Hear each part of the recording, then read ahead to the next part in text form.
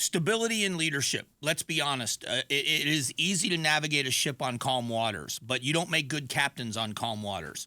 And so needing leadership that is structured, needing leadership that is strong, having leadership that will make the necessary decisions, not necessarily the popular decisions, that's what's required of good leaders. I have been around many times. I've been around good leaders. Having someone that's your boss is not necessarily having someone that's a good leader.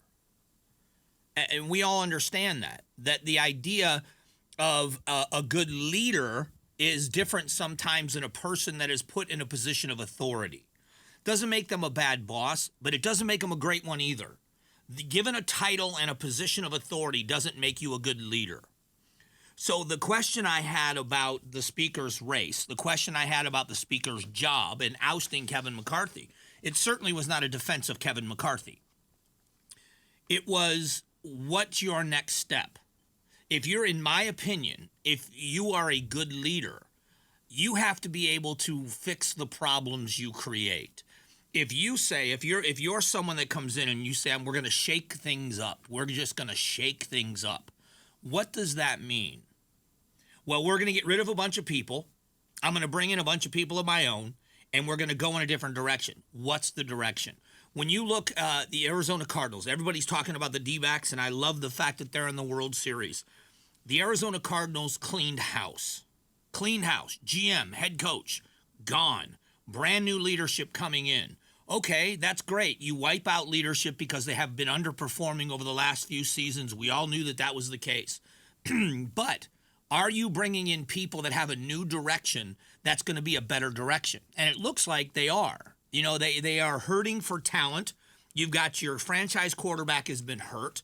You got your backup quarterback that's done a pretty stellar job in comparison to what we thought he was going to be capable of. The defense has played solid at times, but they're not winning games.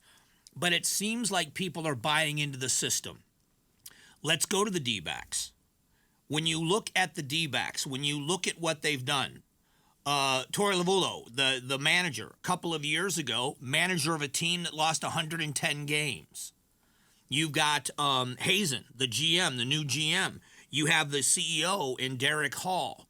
And a couple of years ago, people were saying, clean house. What are you doing? And Mr. Kendrick stuck by the leadership team because behind the scenes, the leadership team says, we have a plan of building a system using our farm teams. We're going to build a team that is going to be a legitimate winner and a challenger. Now, I will tell you, in my opinion, I think that they believed next year was going to be their year with this young team. They are 1 year ahead of schedule. But you look at this manager who said, we have a plan. He has said this whole season, especially this postseason. Torey has said this whole postseason, and he joked about it because he gets booed. And I'm sitting in the stands watching games with people, and he pulls a pitcher that seems to be on fire. And I've had people say, I just don't get it. I don't understand. And booing the manager for pulling a pitcher out of the game. And Torey said, sometimes I boo myself, but this is the plan. If the plan doesn't work, he pays the price. If the plan works, you have to admit his plan works. When it comes to the speaker's race, the people that ousted Kevin McCarthy didn't have a replacement plan. And if they did, it failed because it took 23 days to get a speaker. So that part of it is water under the bridge. We now have a speaker. Do we have a speaker in Mike Johnson that is a leader, that people will follow? Will you be able to rally the majority? You don't have a very large majority. You're going to need almost the entirety of the Republican caucus in order to get things done if none of the Democrats are going to vote for things. And are you going to be able to work with a Senate that is controlled by Democrats in getting a piece of legislation that will pass through the United States Senate, that will also pass in your conservative caucus in the House? That's leadership. That's a daunting task. Can he do it? Can he convince his people that they're going to have to compromise they're going to have to get most of what they want and not all of what they want? They're going to have to deal in the non-negotiables and realize as long as we get this, we're going to fight for these other things. But as long as we get this, we can pass some legislation and do some good. And it's a valid question. Is that going to happen in the House of Representatives? It remains to be seen. We're going to learn more about Mike Johnson as the days move forward. It's going to be contentious throughout the rest of this year. There are big decisions on what are they going to say about Israel? What are they going to do about the $6 billion supposed to go to the Iranians, with the Iranians now financing militias that are attacking United States troops that are in Syria and in Iraq, with the saber rattling and now the rocket fire from Syria into the Golan Heights? What about Hezbollah and the rockets from Hezbollah?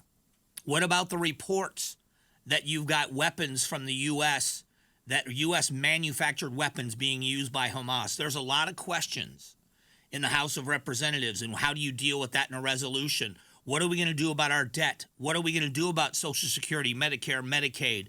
What are we going to do about these spiraling deficits? And so there's big questions.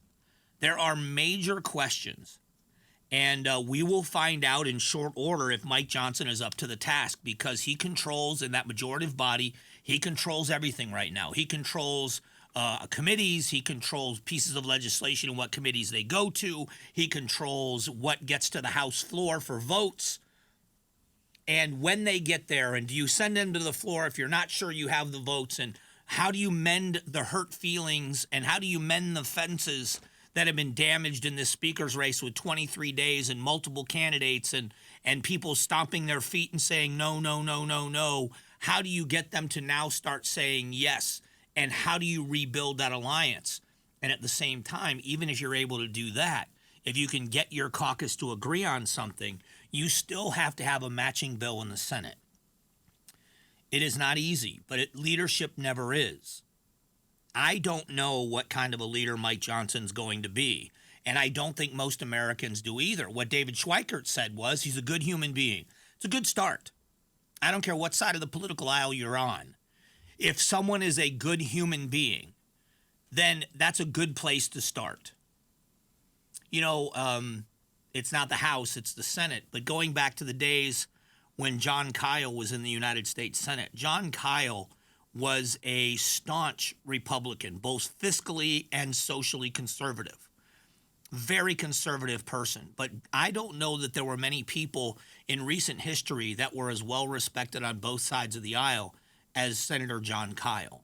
He is a standard in my mind of someone that can be fierce in their beliefs and staunch in their beliefs, but at the same time garner respect from people that disagree with him. I think that's a leader to me. That is someone that is a leader.